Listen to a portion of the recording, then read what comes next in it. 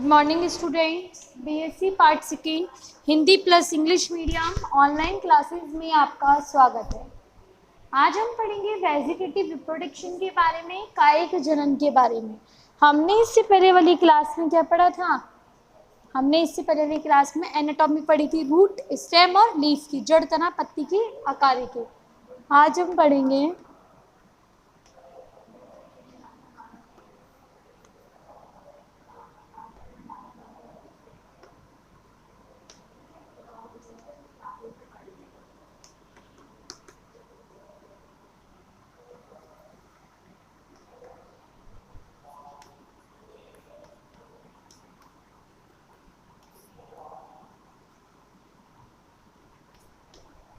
कायिक जनन।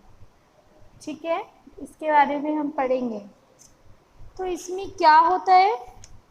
इसके अंदर जो हमारा स्पोरोफाइटिक या बीजाणुउद्भिद पादप होता है वो दो प्रकार का होता है, दो प्रकार का जनन करता है। पहला जो होता है वो तो करता है वेजिटेटिव, दूसरा जो होता है वो करता है बीजाणुओं के द्वारा। ठीक है, पहला कैसे करता है? ये वेजिटेटिव मेथड से करता है। वेजिटेटिव या बढ़ती जनन बाय ट्यूबर या कंद के द्वारा, इस प्रकार से किसी भी टाइप से हो सकता है। तो इसके अंदर लिखो, पहले मैं हिंदी मीडियम वाले बच्चों को लिखवाऊंगी, उसके बाद इंग्लिश मीडियम वाले बच्चे लिखेंगे। तो हिंदी मीडियम वाले बच्चे लिखेंगे बीजाणुउद्भिद पादप, बीजाणुउद्भिद पादप दो प्रकार से जनन करता है, दो प्रकार से जनन करता है। पहला वर्धी जनन या वेजिटेटिव मेथड या कायिक जनन, दूसरा आता है लैंगिक जनन, लैंगिक जनन।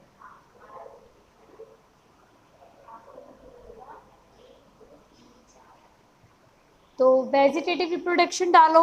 First vegetative reproduction, first vegetative reproduction, इसके अंदर लिखो, नोट करेंगे,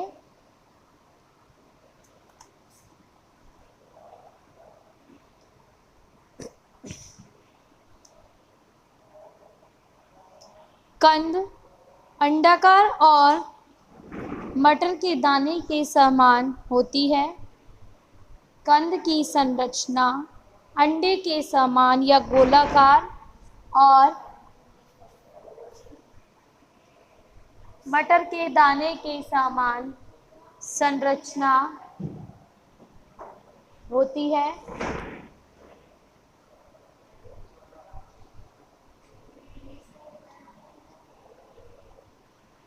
संरचना होती है जैसे नाशपाती होता है ना अपना, तो पियर शेप मतलब नाशपाती के आकार की। ठीक है, आगे लिखो, कंद भूरे रंग का होता है, कंद भूरे रंग का होता है। इनका बाह्य आवरण, इनका बाह्य आवरण मोटा मोटा और दृढ़तक कोशिकाओं से मिलकर बना होता है, और दृढ़तक कोशिकाओं से मिलकर बना होता है। और इनके अंदर मृदुतक कोशिकाएं पाई जाती हैं, और इनके अंदर मृदुतक कोशिकाएं पाई जाती हैं जो मंड या अन्य भोज्य पदार्थ को, जो मंड या अन्य भोज्य पदार्थ को संचित करके रखती है, संचित करके रखती है, और अनुकूल परिस्थिति आने पर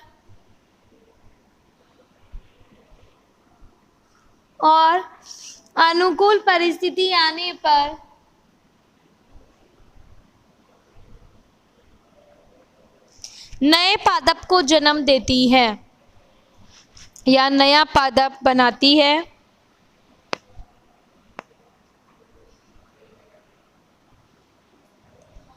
प्रकृंद के पर्व संधि पर, प्रकृंद के पर्व संधि पर शल्क पत्रों से ढका रहता है।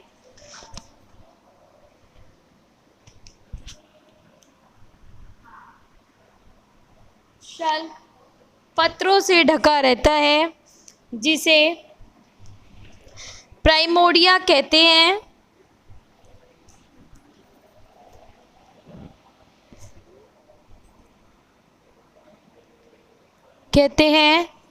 प्रकृंद भूमि में गहरे धसे रहते हैं। प्रकृंद भूमि में गहरे धसे होते हैं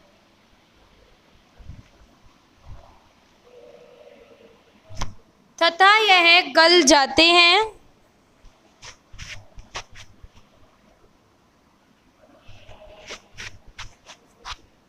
तथा यह गल जाते हैं।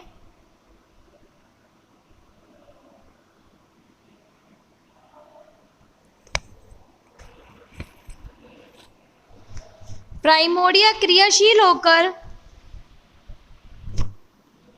प्राइमोर्डिया क्रियाशील होकर नया पादप बनाती है।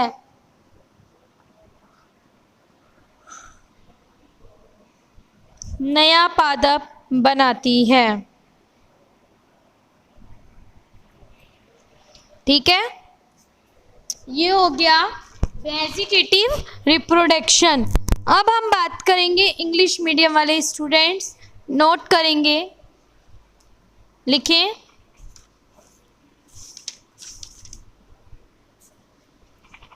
Tubers are ovule and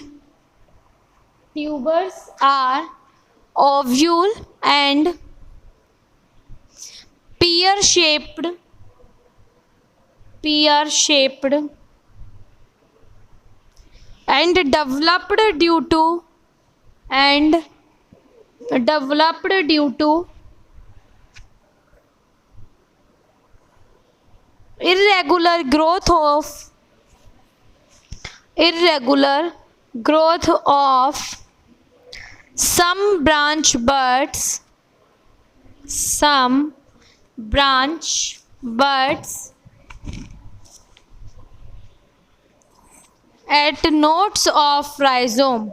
at nodes of rhizome,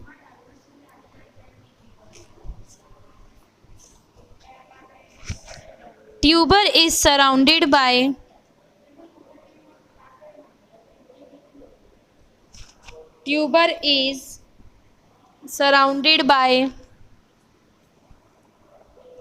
two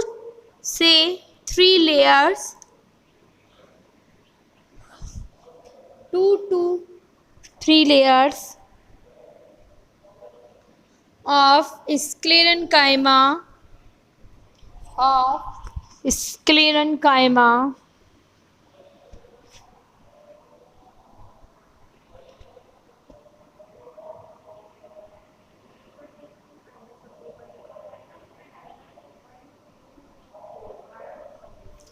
within which a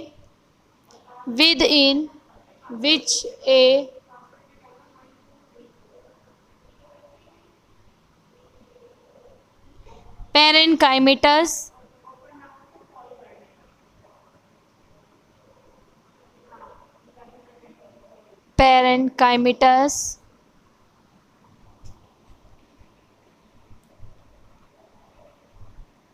region is present, parenchymatous region is present, rich in starch grains,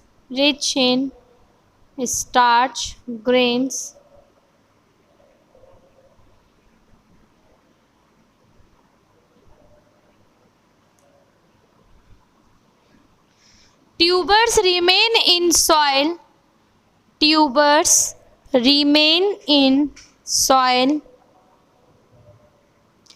after detachment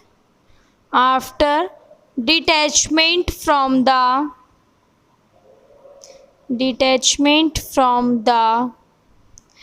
parent plant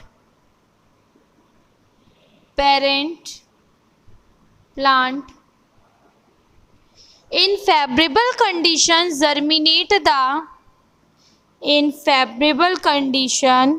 germinate into new sporophytic plant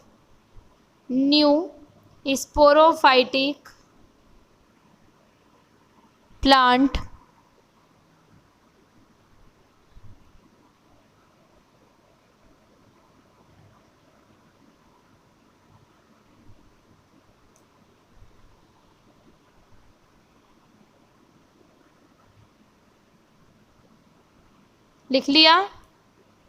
तो ये हो गया आपका vegetative reproduction. ठीक है, अब हम बात करेंगे सेक्सुअल रिप्रोडक्शन की, जो किसके द्वारा होता है? बाय स्पोर्स के द्वारा होता है, बीजाणुओं के द्वारा ये जनन होता है। तो लिखिए नेक्स्ट।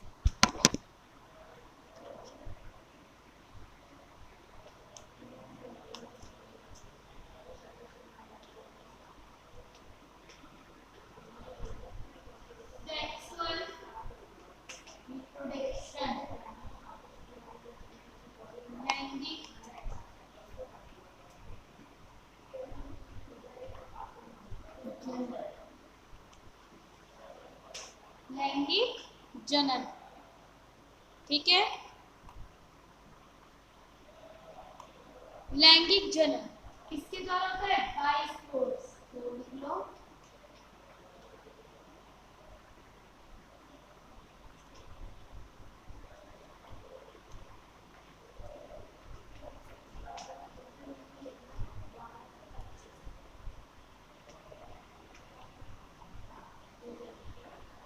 बीजाणु द्वारा, बाय स्पोर या बीजाणु द्वारा।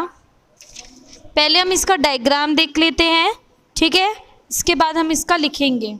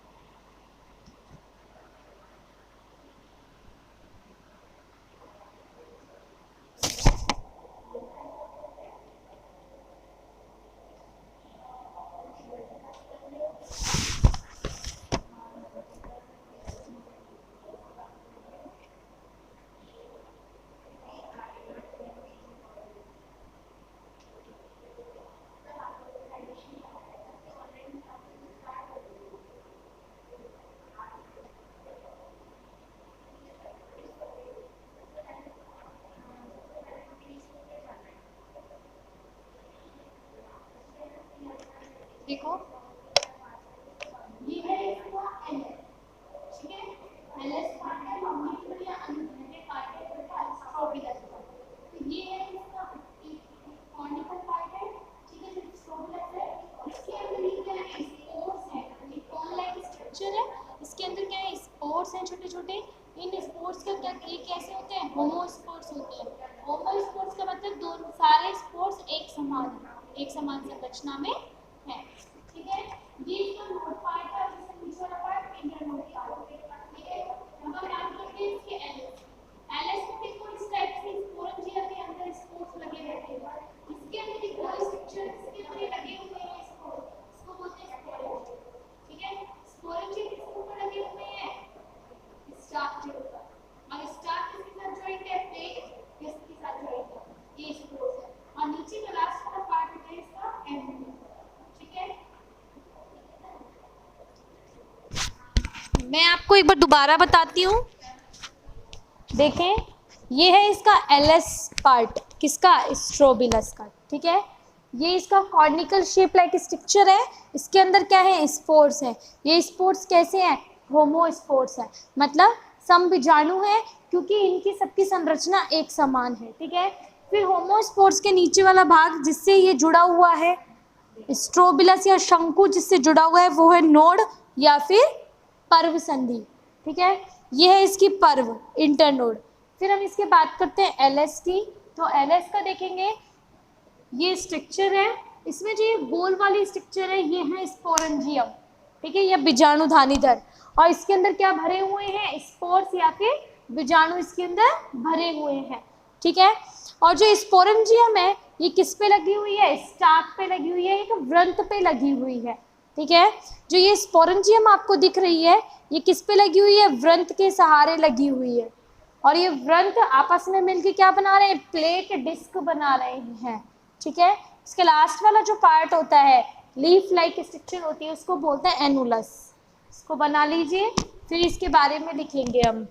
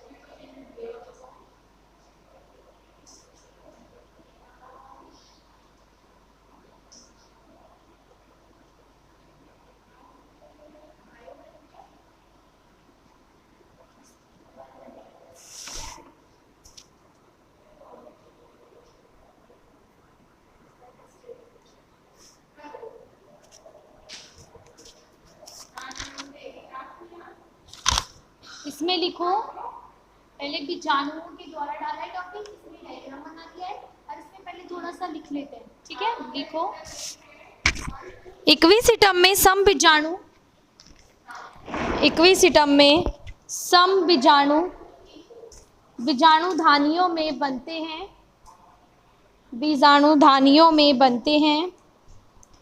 बीजाणुधानियाँ छाताकार, बीजाणुधानियाँ छाताकार, षष्ठकोणी, बीजाणुधानी धरों के आधारीय भाग पर लगी रहती हैं। बीजाणुधानी धर के आधारीय भाग पर लगी रहती है। प्रत्येक शंकु शाखा के सिरे पर रहते हैं और केंद्र में एक मोटा अक्ष होता है। केंद्र में एक मोटा अक्ष होता है। चारों ओर टी आकार के लगभग 20 छाताकार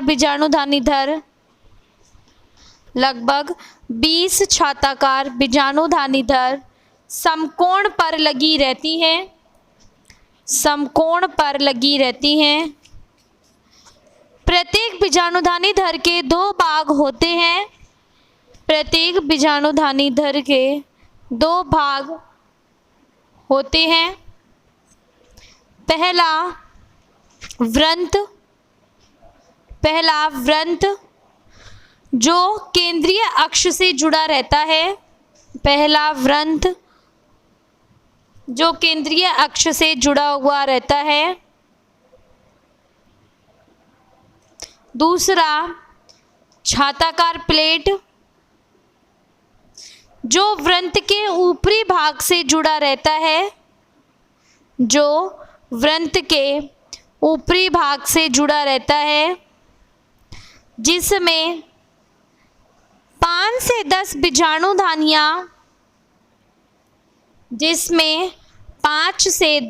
बीजाणुधानियां एक रिंग में लगी रहती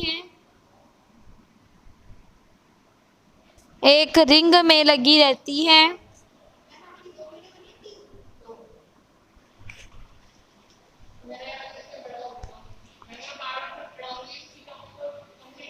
बीजाणुधानीधर एक दूसरे से सटे रहकर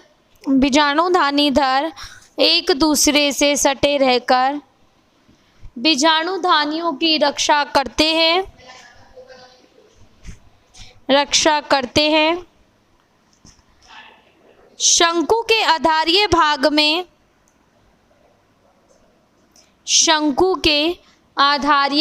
में रिंग के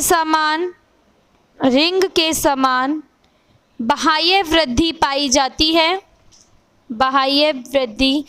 जाती है जिसे एन्युलस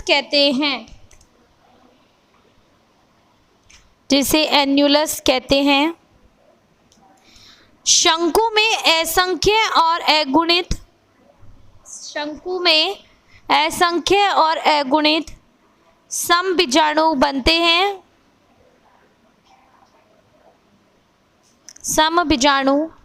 हैं। ठीक है, ये हो गया हिंदी मीडियम का। नेक्स्ट इंग्लिश मीडियम वाले बच्चे लिखेंगे।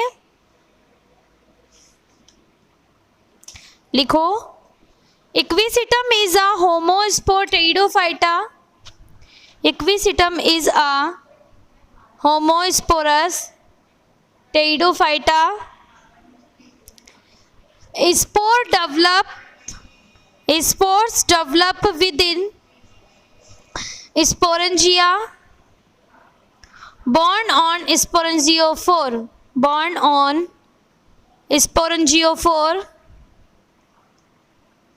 The sporangiophore are aggregated to from a cone or strobilus.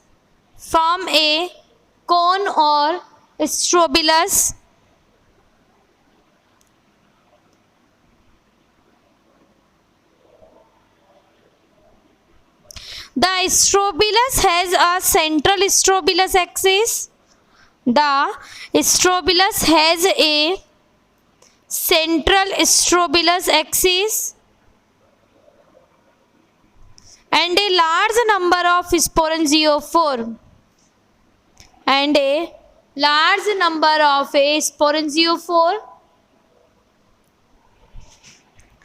Sporangiophore is stalk structure.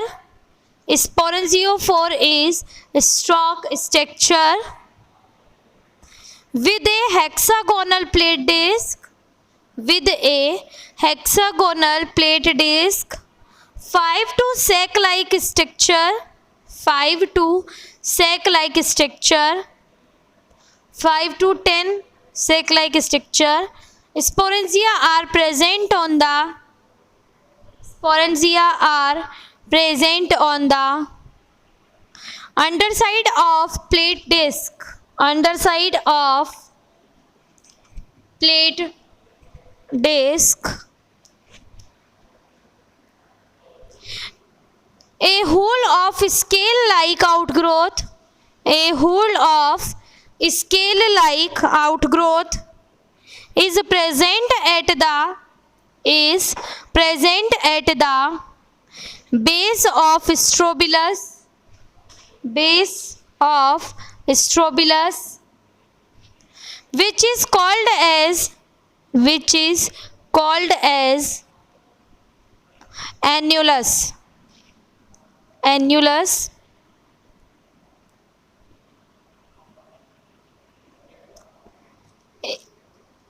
Spores is a numerous and, spores is a numerous and haploid structure, haploid structure. ठीक है, ये हो गया आपका sexual reproduction का बाय स्पोर का part. अब कल की क्लास में हम पढ़ेंगे डेवलपमेंट ऑफ स्पोरेंजियम के बारे में। आज का टॉपिक हमारा यहीं कंप्लीट होता है। Thank you.